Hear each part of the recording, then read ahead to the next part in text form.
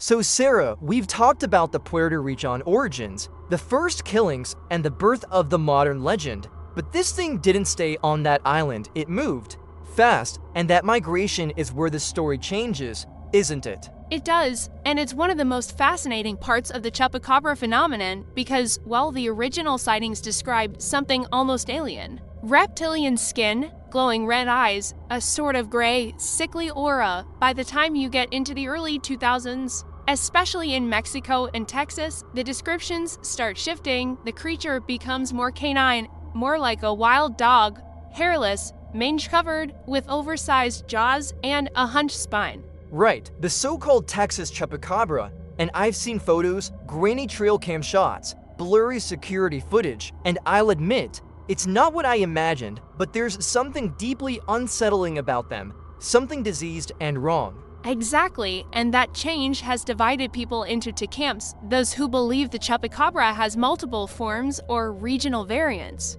and those who believe the Texas sightings are just misidentified coyotes with sarcoptic mange, which gives them that horrifying skeletal appearance. But mange doesn't explain everything, does it? Because the same behaviors persisted, livestock drained of blood, no signs of typical predatory violence, and sightings of creatures that moved in unnatural ways. That's the point most skeptics miss, Mark. Yes, mange can make a coyote look nightmarish, but it can't make it silent, intelligent, or selectively violent. And it certainly doesn't explain the blood-draining pattern that still appears in many of these cases.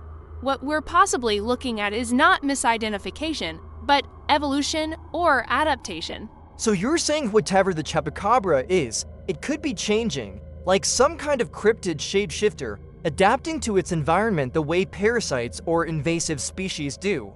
That's one theory, and it aligns with another line of folklore, one less discussed but deeply rooted in indigenous Mesoamerican cultures. That speaks of Nahuales, sorcerers or spirits that can assume animal forms, particularly dogs, who serve as omens or agents of destruction. So in that version, the Chupacabra is less of a monster and more of a supernatural agent, maybe even a punishment. Precisely, and if you dig through local legends in Oaxaca, Chiapas, and Yucatan, you'll find stories of shadowy beasts that only appear when blood has been spilled unjustly. Creatures that come to balance the scales, and that might explain the outbreaks that often follow disasters, political turmoil, or community traumas. It's like the land calls it up, or maybe we do, without realizing, and once again, we're talking about blood, aren't we? There's something about the symbolism of blood that resonates through all these legends. Blood is life, Mark,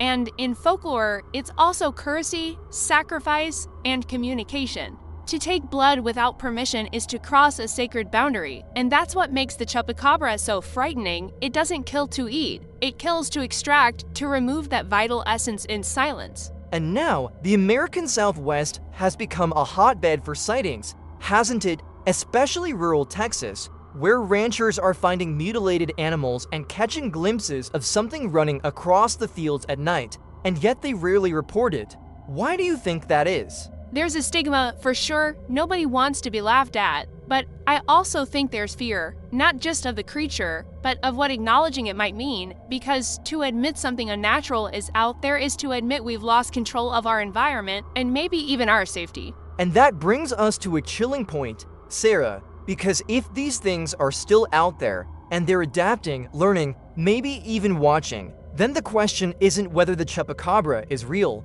it's whether we're willing to accept what reality might be trying to show us. Exactly, and what comes next is even more unsettling. Eyewitnesses, physical evidence, and the stories people were too afraid to tell until now.